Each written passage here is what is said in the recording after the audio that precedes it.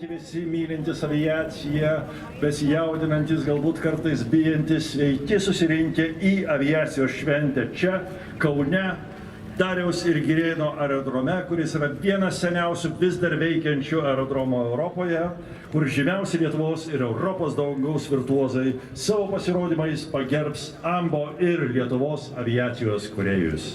Labadiena visiems! Ar jūs mus girdite gerai? Garsiau! Puiku!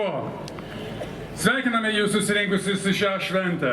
Šiandien Kauno padangę raižys Lietuvos, Austrijos, Latvijos, Jungtinės karalystės bei Suomijos pilotai. Jūsų lauks kvapą gniaužiantis lėktuvų.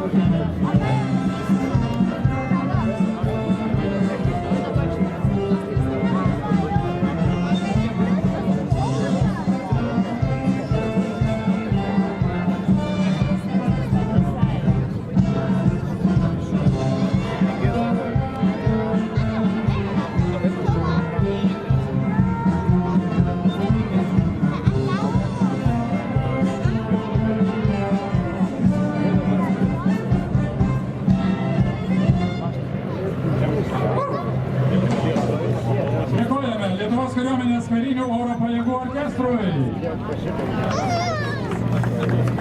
Kokia aviacija be dūdų, ar ne? Jūsų aplodismentai.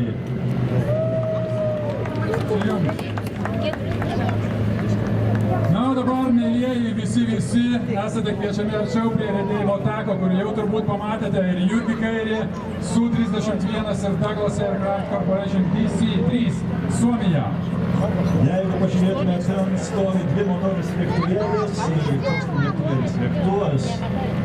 Tai yra, kurie po karo buvo perduoti civiliniam naudojimui, DC-3 lėktuvai 70-ame dešimtmetyje vis dar buvo labiausiai paplitęs keleivinis orlaivis visame pasaulyje.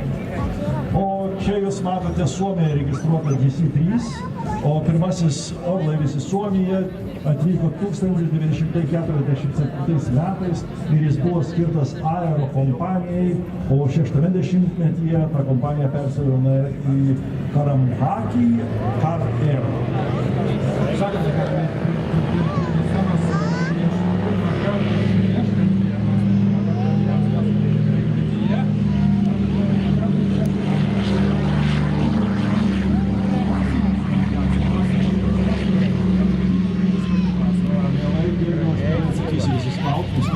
Pilotas turi turėti omeny, kad jisai turi turėti truputėlį didesnį greitį nei šiaip tiesiam skrydyje.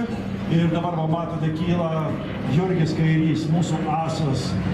Ir jis turbūt išreikš savo figūromis pagarbą istorijai, kurios liudininkais esame ir mes. Tai grįžtant prie tavo klausimo, Giedriau, taip, pilotas yra pagrindinė širdis, ypač šitose senesnio modelio orlaiviuose, nes jis turi labai gerai apskaičiuoti praktiškai ribines. Nes Jurgio Kairio lėktuvas yra pilotažinis. O, žiūrėkite, prie paro. Tai neįtikėtina, čia tik Jurgis Kairio rasti sprendimus. Jurgis Kairys man pasakojo, kad kiekvieną lėktuvą, kurį jisai gauna, jisai pirmiausia išrenka iki mažiausių detalių.